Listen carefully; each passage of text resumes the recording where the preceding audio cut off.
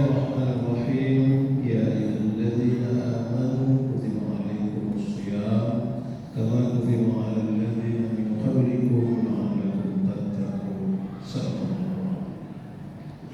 Rata-rata sejak malam pertama sampai dengan malam ini sebagai malam yang ke-25, baik di subuh hari, zuhur, menjelang buka puasa hingga ceramah tarawih, para penceramah selalu mengabadikan di dalam mimbarnya Quran surat Al-Baqarah 183. Ayat-ayat set-set dibaca oleh para penceramah.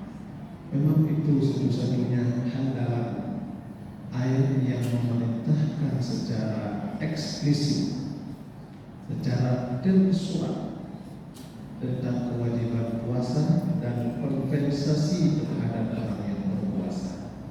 Wahai orang-orang yang beriman, diwajibkan atasmu sekalian berpuasa. Pada ujung ayat tersebut, la'allakum tattaqun. Mudah-mudahan kita semua menjadi orang yang bertakwa. Inna akramakum indallahi atqakum. Kalau kita menjadi orang bertakwa, akan menjadi orang yang paling mulia di hadapan Allah. Wa may yattaqillaha yaj'al lahu makhrajan wa yarzuqhu min haitsu la yahtasib. Kalau kita sudah menjadi orang yang paling mulia di hadapan Allah, ada garansi darinya. Akan selalu ada solusi dari hiruk-pikuk hidup kita yang cukup pelik sekalipun, dan akan ada jaminan rezeki dari posisi-posisi yang tidak pernah kita sangka. Semakin dekat hati kita dengan Allah, semakin yakin Allah itu adalah wa may yatawakkal 'ala Allah wa huwa hasbuh. Allah akan mengira semua kebutuhan kita dunia dan akhirat.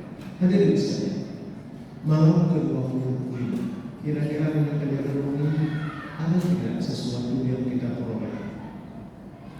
Materi, materi.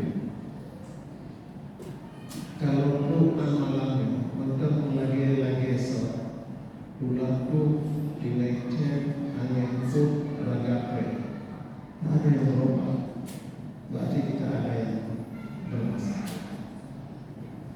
Ramadan dengan ibadah puasanya sebagai perintah imsak, menahan makan, minum, dan hubungan suami istri, serta meminta kita untuk menahan hal-hal yang menyatakan pahala puasa, pasti akan merubah karakter setiap pelaku puasa.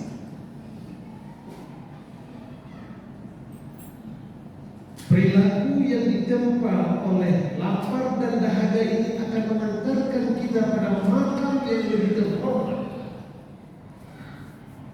Tapi apabila dengan puasa ini masih saja kita berperilaku sebelumnya, bahkan selama bulan puasa ini justru semakin menurun perilaku dan akhlak terpuji kita, maka akan jatuh martabat kita lebih hina daripada jin, hewan, dan syaitan. Tapi apabila Ramadan ini memberi pengaruh positif kepada perilaku kita, daripada puan lebih terjebak, daripada puan lebih tercerahkan, tapi selama Ramadan ini kenapa ada ikhtiar kita yang dunia, maka kita akan lebih terhormat dari orang lain. Makanya hadis Rasulullah SAW, hadis yang sahih, la yu'minu ahadukum hatta yakuna hawan tabi'an lima jitu. Nabi bersabda, tak layak seseorang itu mengatakan dirinya beriman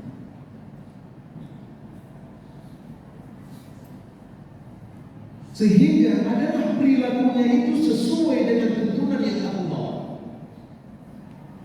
akhlak Rasulullah, kepribadian Rasulullah. Kalau kita masyarakat Aceh ini, orang awal, orang wakil, orang awal, orang akhir, beriman. Kita mendengar bagaimana akhlak Rasulullah yang tidak menyakiti fisik dan psikis orang lain. Bagaimana akhlak Rasulullah yang memuliakan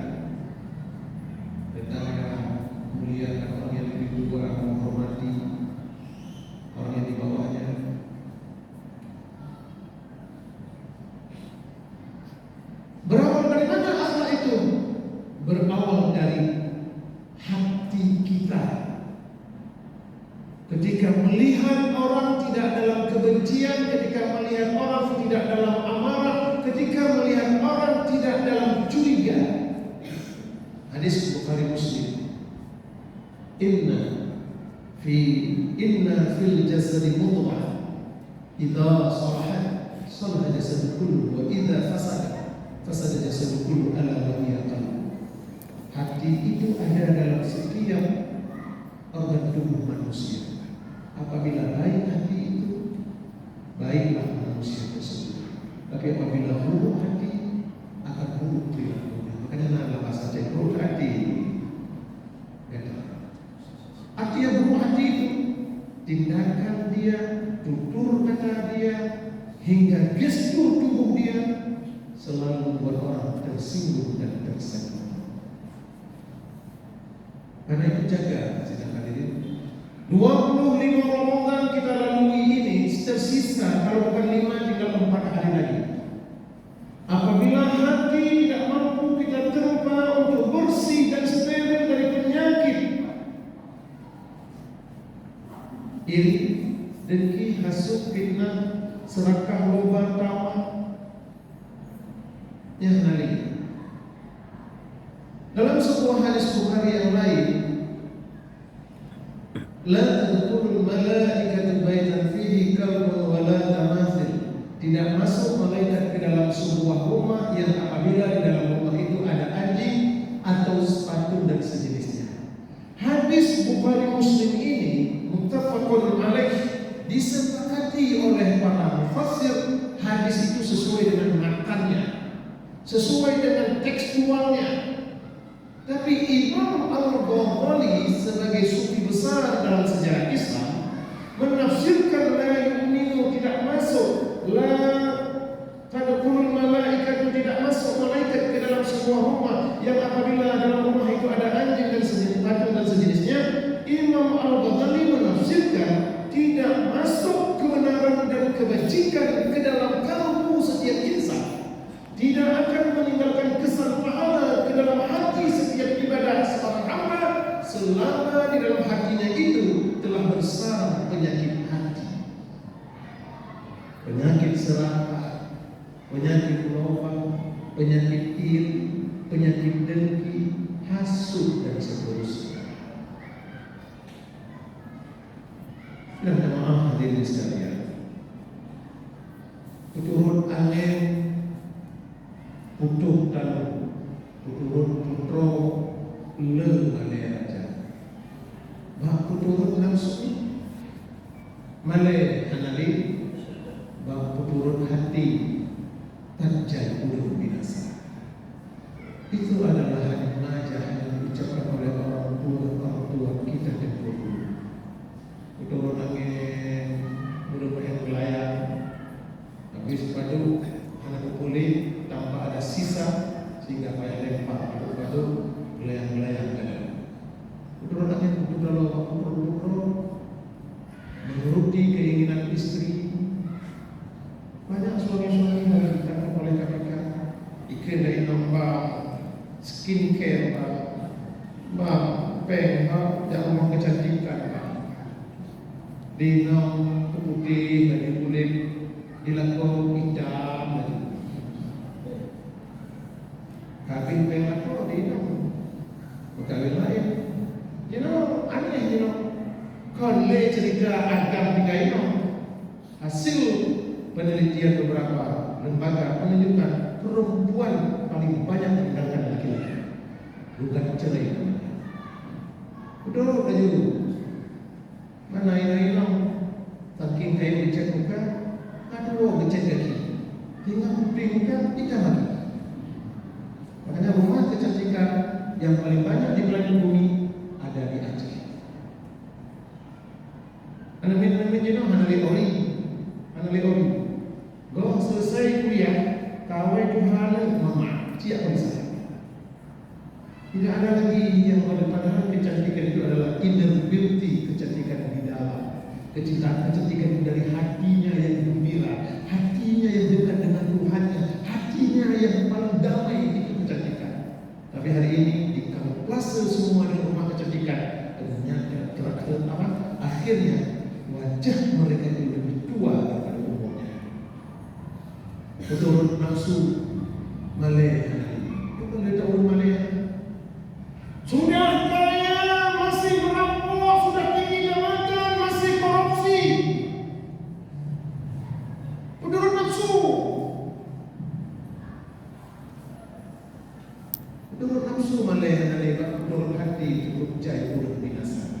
Kenapa ada oknum polisi yang ditangkap? Padahal polisi itu tugasnya menangkap para penjahat. Kenapa ada oknum jaksa yang dituntut? Padahal jaksa itu dibiayai oleh negara untuk menjadi penuntut umum. Kenapa ada hakim yang dihukum? Padahal hakim itu palunya itu lebih mahal setingkat menurut mereka di bawah keputusan Tuhan. Kenapa ada sipir yang dipenjara? Ada sipir itu ahli untuk jaga para narapidana, tapi sipir-sipir yang dipenjara. Maka hebat sipir, dikerja sama sipir. Kita nggak apa-apa takut buat kejahatan, karena ketika ditangkap dari penjara ke penjara. Teman-teman lagi ukur, coba bilang, oh, belum boleh ni, tak apa pun pada belum naik, ikut dia belum naik, kain ngedro dia mana, kian dia lah ocek. Makanya kejahatan hari ini para sipir semakin berani. Kenapa ada ulama yang harus dijilid? Ulama semua bermuara dari nafsu kita. Kita tidak pernah merasa cukup, kita tidak pernah merasa puas. Maka sedang hadirin sebagai closing, jagalah hati sebagai lentera di langit. Jagalah hati, jangan dinodai. Keinginan silakan, tapi nafsu jangan berlebihan. Yang raya atau berkumpul. Kalau kalian menjak kredit untuk pesan yang baru, pegang Pak Imam, dia tak pun lagi